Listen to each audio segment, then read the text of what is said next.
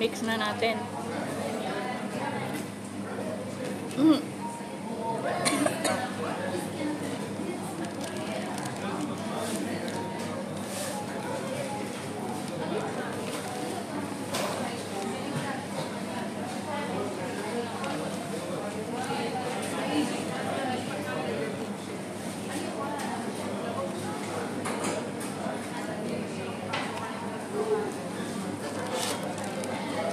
Ang mga gulay na nakalagay dito is ako. Tsaka kamatis. Now,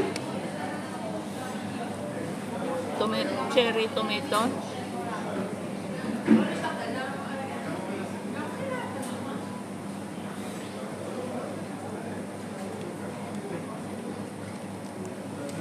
Cucumber.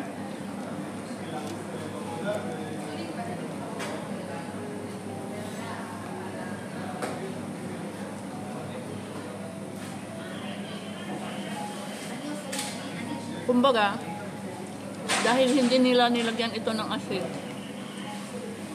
dahil yung white cheese, dahil sa white salted cheese, ito na ang pinaka asin niya. At saka yellow bell pepper. Yeah. Ito ang mga vegetables na raw ito, hindi luto.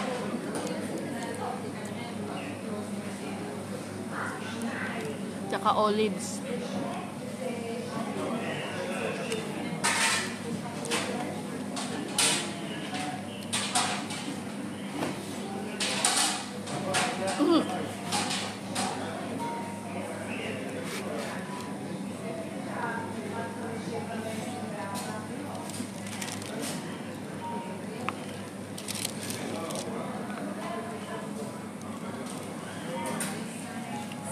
May ganito ba sa Pilipinas?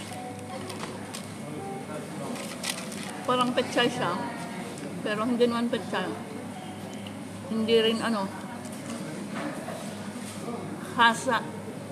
Hasa ang tawag nila dito sa Israel.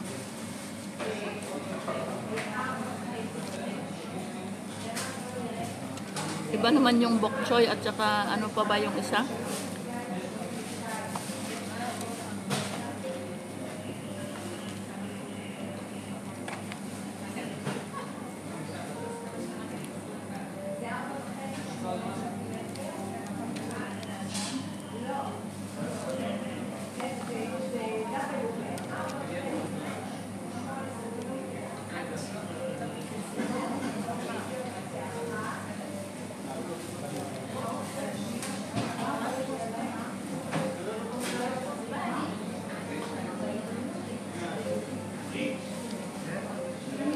Tinanong ako ng boss ko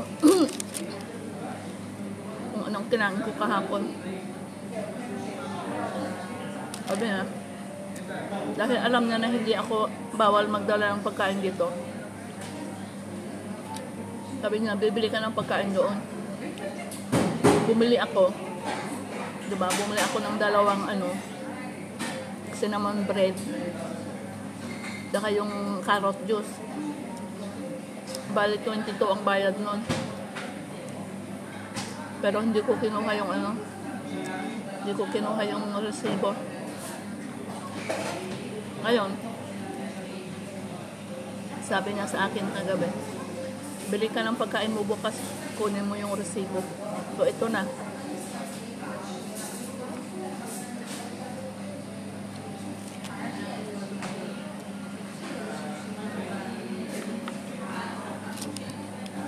Yung mga sandwiches doon, 38 38 shekel.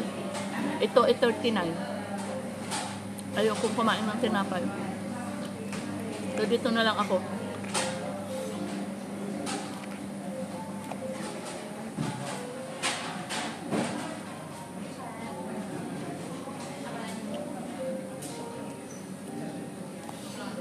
Mahirap kumain ng gulay.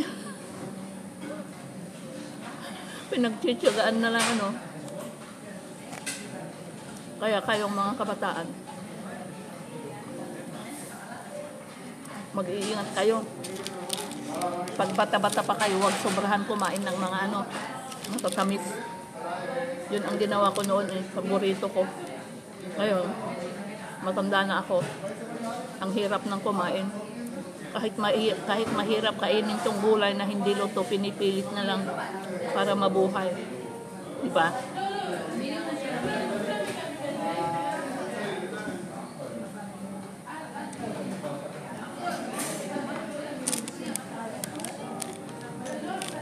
Masyadong mahaba tong aking video.